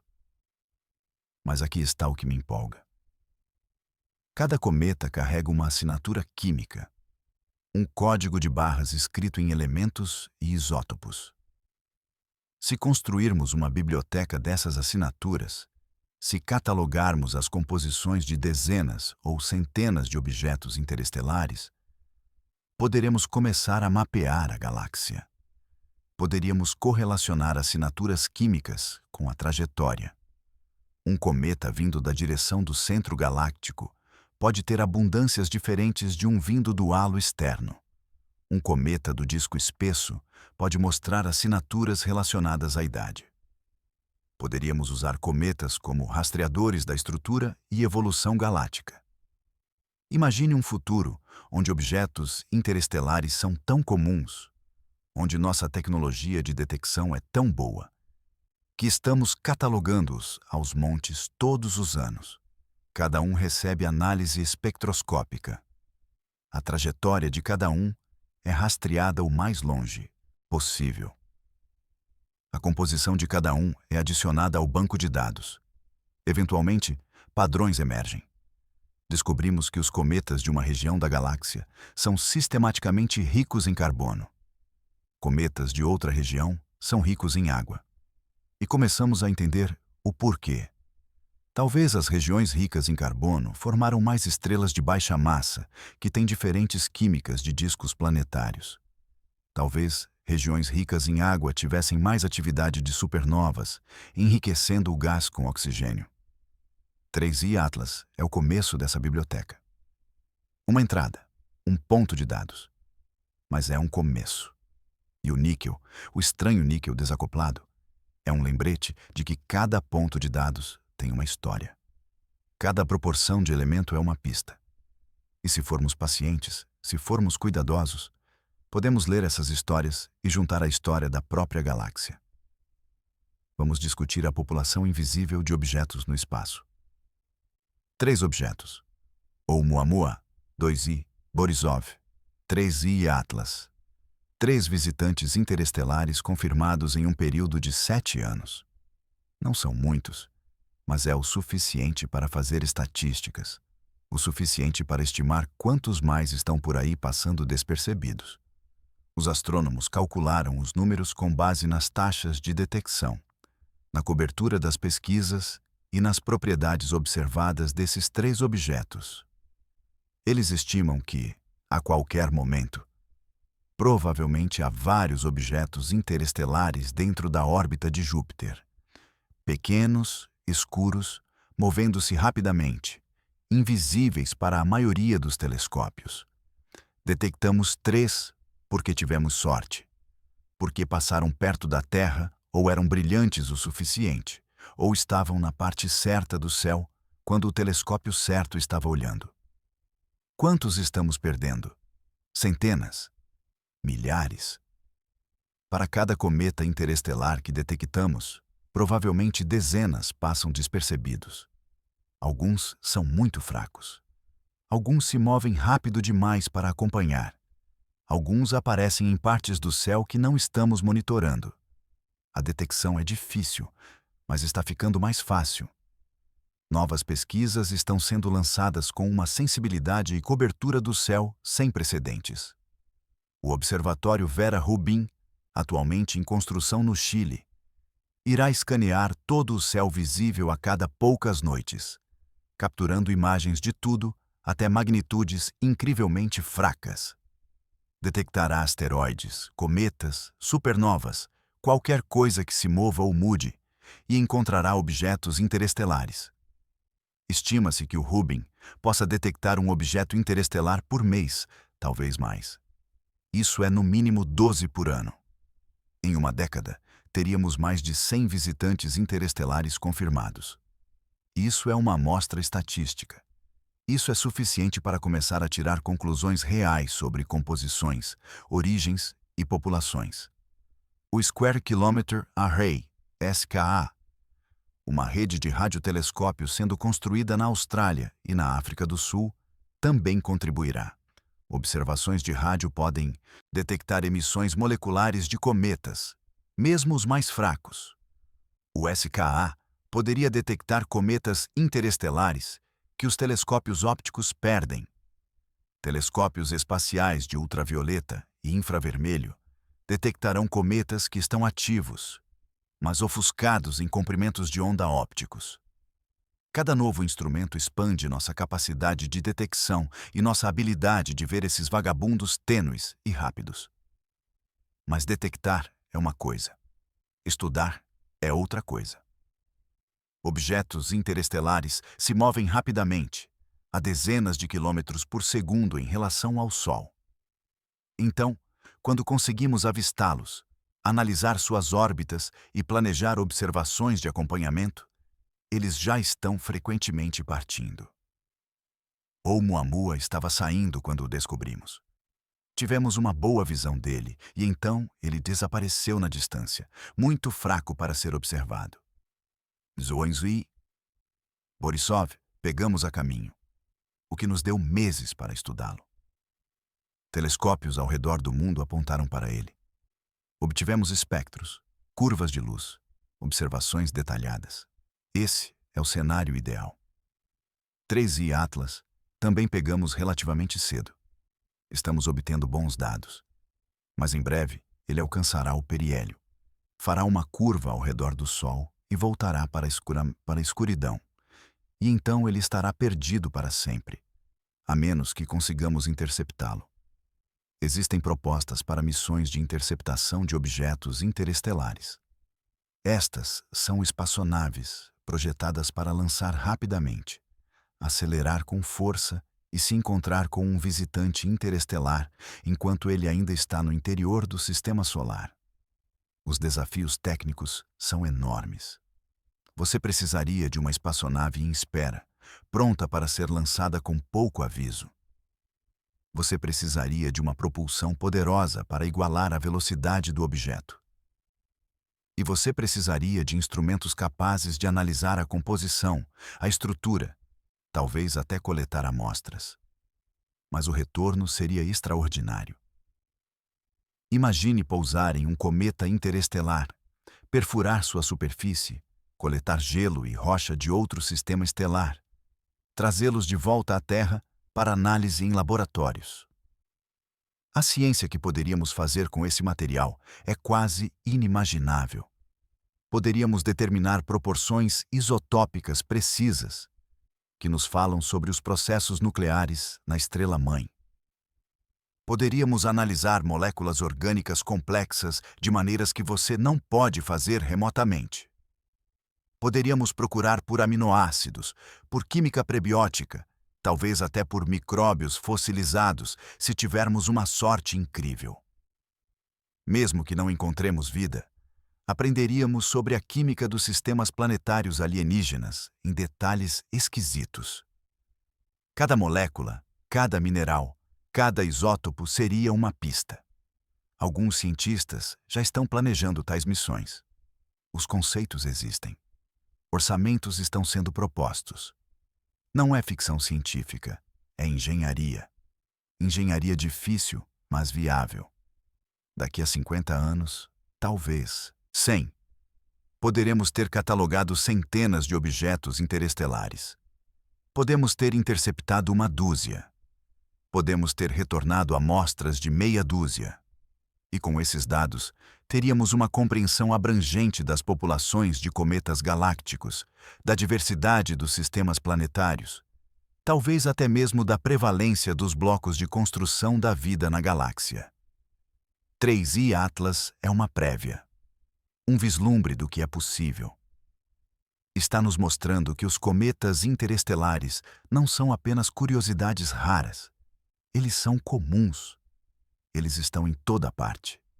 E eles estão carregando informações que queremos desesperadamente. A população invisível está lá fora, vagando na escuridão, esperando que a encontremos. E nós vamos, um por um. Vamos catalogá-los, estudá-los e montar o quebra-cabeça de como os sistemas planetários se formam, como a química varia pela galáxia e talvez, apenas talvez, quão comum a vida realmente é.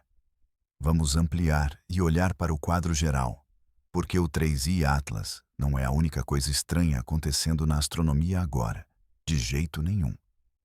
Temos círculos de rádio estranhos, anéis misteriosos de emissão de rádio com uma origem desconhecida.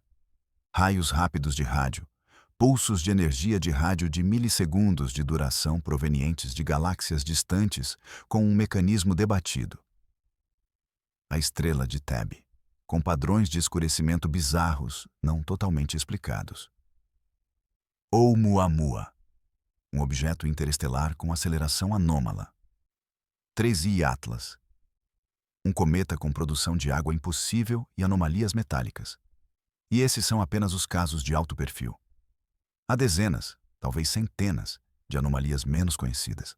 Eventos transitórios que não se encaixam nas categorias conhecidas, características espectrais que não deveriam existir.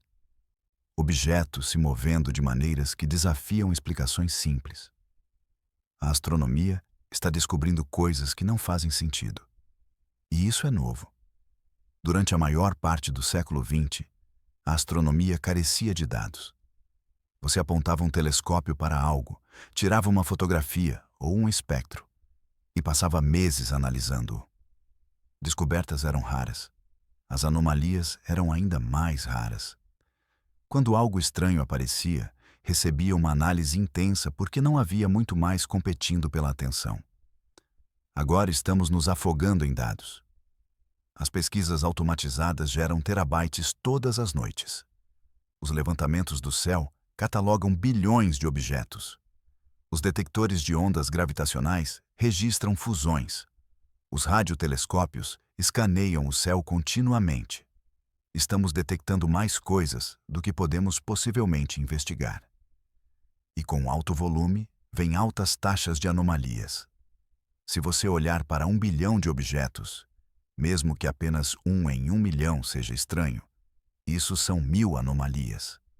A maioria acabará sendo artefatos instrumentais, falhas de dados ou classificações incorretas.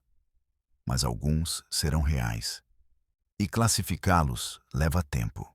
Estamos em uma era onde as anomalias superam a teoria. Estamos encontrando coisas mais rápido do que conseguimos explicá-las. E isso é tanto emocionante quanto perigoso. Empolgante porque novos fenômenos impulsionam novas físicas. A descoberta dos pulsares, dos raios gama, das ondas gravitacionais, tudo começou com observações inexplicáveis. As anomalias são onde os avanços acontecem. Mas perigoso porque os ciclos de hype podem sair do controle. Cada anomalia é hypada como potencialmente revolucionária.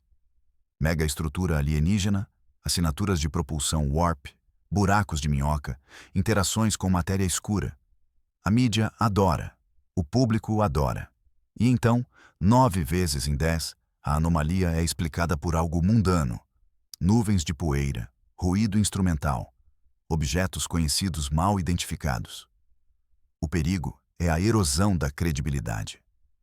As pessoas ouvem potencialmente alienígena uma dúzia de vezes e, na verdade, apenas poeira, uma dúzia de vezes. E elas param de confiar nos cientistas. Eles começam a pensar que a ciência é apenas uma especulação maluca. Ou pior, eles insistem na explicação alienígena, decidindo que os cientistas estão encobrindo algo. A estrela de Tebbe é a história de advertência. Quando a hipótese da megaestrutura alienígena fez manchetes, o público se agarrou a ela. As redes sociais explodiram. Artigos de notícias publicaram sobre isso. E quando as observações de acompanhamento mostraram um escurecimento dependente do comprimento de onda indicando poeira, e não estruturas sólidas, houve uma reação negativa. Algumas pessoas aceitaram a explicação. Outros insistiram que os cientistas estavam errados ou mentindo. Mas aqui está a questão. A estrela de Thebe ainda é interessante. A explicação da poeira não explica completamente todas as observações. O monitoramento a longo prazo mostra uma variabilidade complexa. É uma estrela estranha, possivelmente cercada por um disco de detritos de uma colisão planetária, possivelmente fazendo algo que ainda não entendemos completamente. Ainda é ciência. Ainda é valioso. Só não são alienígenas. A lição é que as anomalias são oportunidades. Eles nos empurram a refinar modelos, a considerar novos mecanismos, a desafiar suposições. Mesmo quando não revolucionam a física, eles a avançam. A aceleração de Oumuamua, mesmo que seja apenas por desgasificação, forçou os cientistas de cometas a pensar mais profundamente sobre sublimação em baixas temperaturas, sobre gelos exóticos, sobre propriedades da superfície. Isso é progresso. 3i Atlas é outra oportunidade. Sua produção de água desafia nossa compreensão das distâncias de ativação voláteis. Sua anomalia de níquel nos obriga a pensar sobre a química dos metais em cometas, algo que temos ignorado em grande parte, porque nossos cometas não mostram emissões fortes de metais. Sua dominância de dióxido de carbono levanta questões sobre as condições do disco protoplanetário em outros sistemas. Quando você empilha o suficiente de anomalias, padrões podem surgir. Talvez círculos de rádio estranhos e explosões rápidas de rádio estejam relacionados, ambos envolvendo fluxos energéticos dos centros galácticos. Talvez objetos interestelares como Oumuamua e 3i Atlas representem populações distintas com diferentes mecanismos de formação. Talvez o zoológico transitório de fenômenos astronômicos esteja nos dizendo algo fundamental sobre quão energético o universo realmente é. Ou talvez não. Talvez sejam todas peculiaridades individuais, não relacionadas, que acontecem nas mesmas poucas décadas, porque finalmente temos a tecnologia para detectá-las. Qualquer resposta é informativa. A chave é manter o ceticismo e a maravilha simultaneamente. Você pode ficar animado com uma anomalia sem afirmar que ela reescreve a física. Você pode investigar possibilidades estranhas sem se apegar a elas. Você pode mudar de ideia quando novas evidências chegarem. É aqui que uma boa comunicação científica é importante. Ao relatar sobre o 3i Atlas, jornalistas e cientistas responsáveis devem dizer: este cometa está se comportando de maneira incomum. Estamos investigando várias explicações possíveis. Aqui está o que sabemos até agora. Não, cometa alienígena viola leis da física. Não, cientistas perplexos com objeto impossível. Mas a nuance não gera cliques. Linguagem cuidadosa não se torna viral. E assim a máquina de hype continua a funcionar, transformando cada anomalia em uma potencial revolução, preparando o terreno para a decepção quando a explicação mundana chega. A solução não é parar de relatar anomalias. A solução é ser honesto sobre a incerteza, apresentar múltiplas hipóteses, atualizar quando as evidências mudam. Trate o público como adultos que podem lidar com a ambiguidade, porque eles podem. A maioria das pessoas entende que a ciência é um processo, que as respostas evoluem, que ainda não sabemos é uma resposta perfeitamente aceitável. 3i Atlas é uma anomalia em uma pilha. É importante, é fascinante, mas ainda não é prova de nada. É um ponto de dados, um mistério, uma oportunidade de aprender. E, quer acabe sendo um cometa natural estranho ou algo que nunca vimos antes, o processo de estudá-lo, de testar hipóteses, de descartar explicações, é valioso. Esse processo é a ciência. E a ciência, quando feita de forma honesta, é uma das maiores conquistas da humanidade. Mesmo quando, especialmente quando, está lidando com coisas que ainda não compreende. Então aqui estamos, milhares de palavras no mistério do 3I Atlas. Um cometa interestelar despejando água no espaço onde a água não deveria fluir, brilhando em verde com níquel e cianeto, ligando e desligando como algo deliberado, carregando química de outro sistema estelar, possivelmente de outra época da história da galáxia. Está vivo? No sentido poético, talvez. É dinâmico, em mudança, respondendo ao seu ambiente. Está ativo quando deveria estar dormente.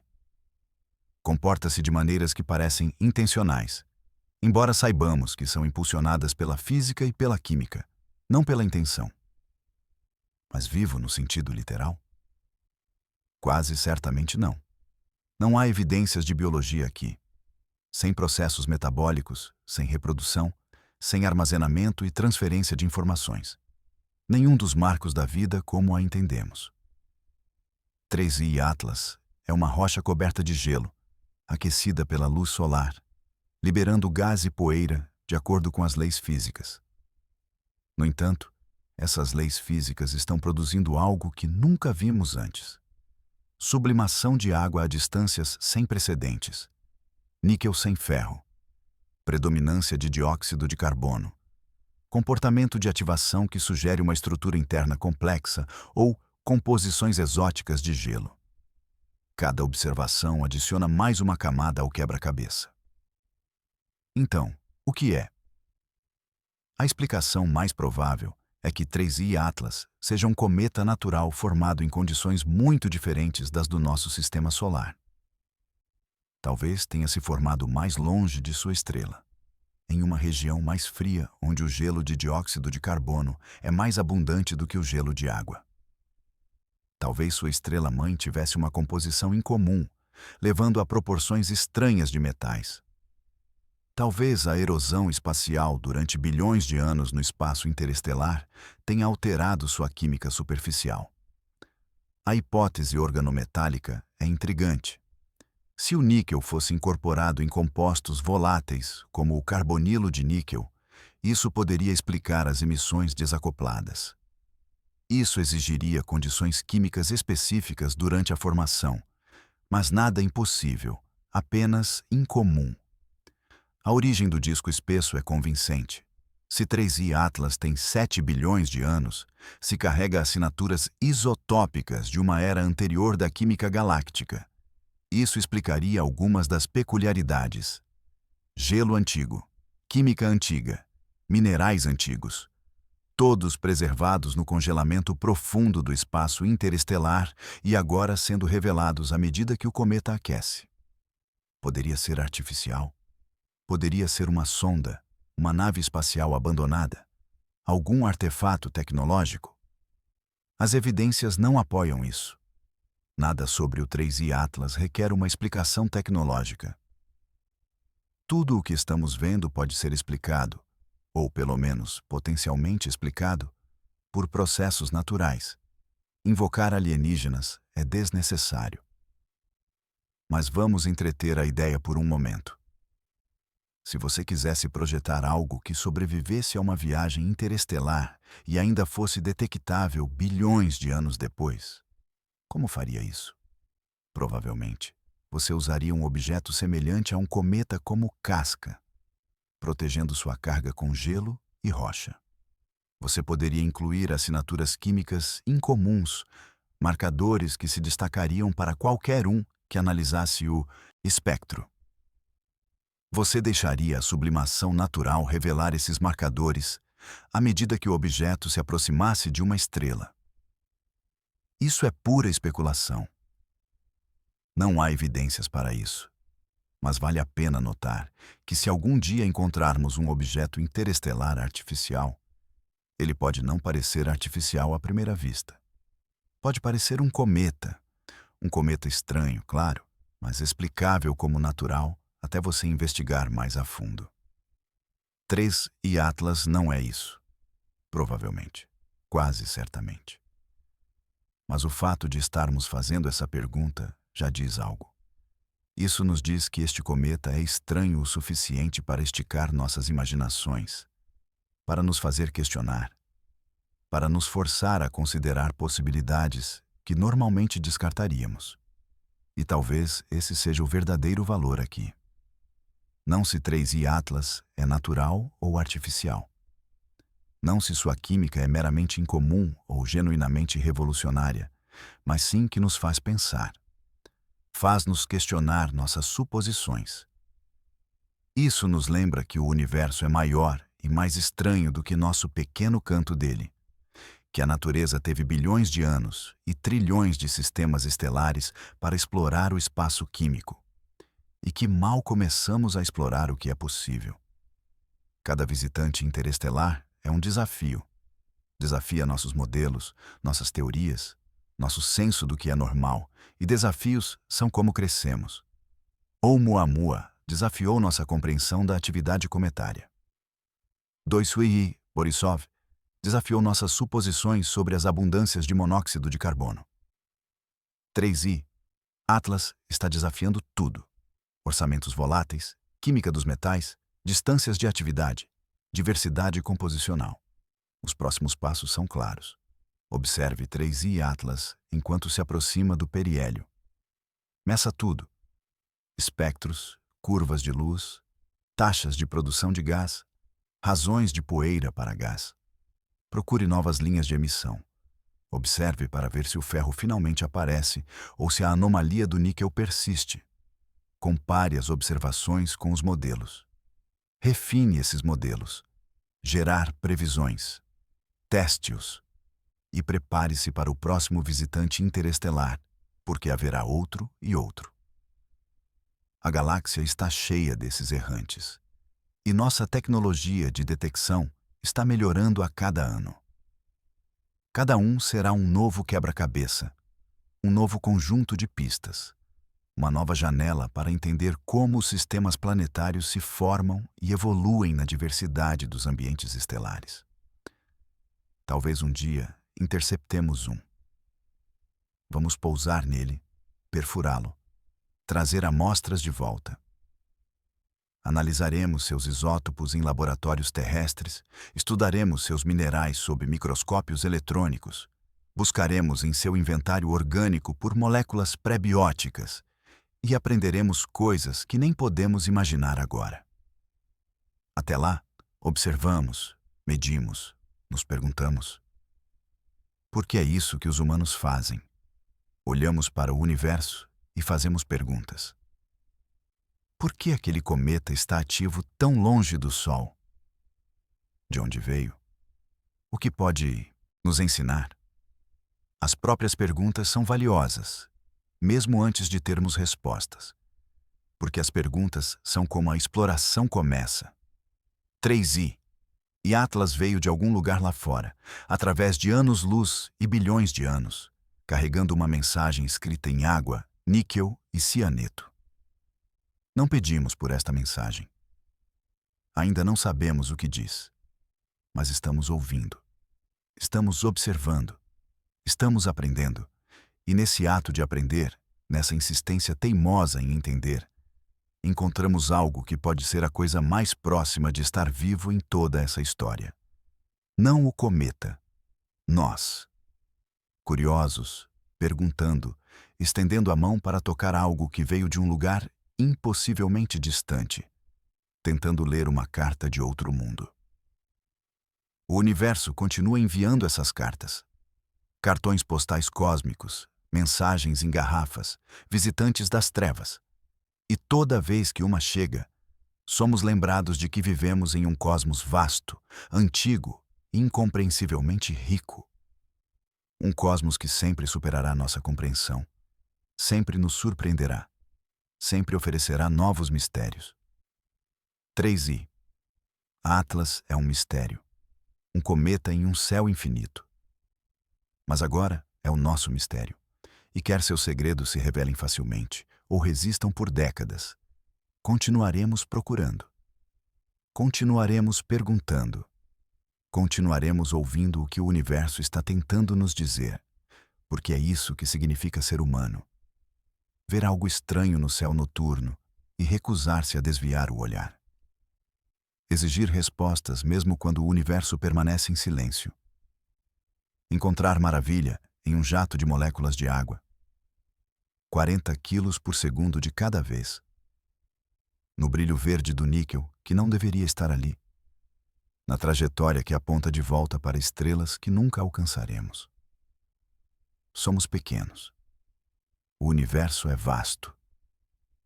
Mas entre nós e essa imensidão, entre nossos telescópios e aqueles cometas distantes, entre nossas perguntas e quaisquer respostas que possamos encontrar, há uma conversa acontecendo. Uma conversa lenta que abrange séculos e anos-luz, escrita em fótons, linhas espectrais e mecânica orbital. 3i Atlas falou. Nós ouvimos, e ainda estamos ouvindo para saber o que pode dizer a seguir.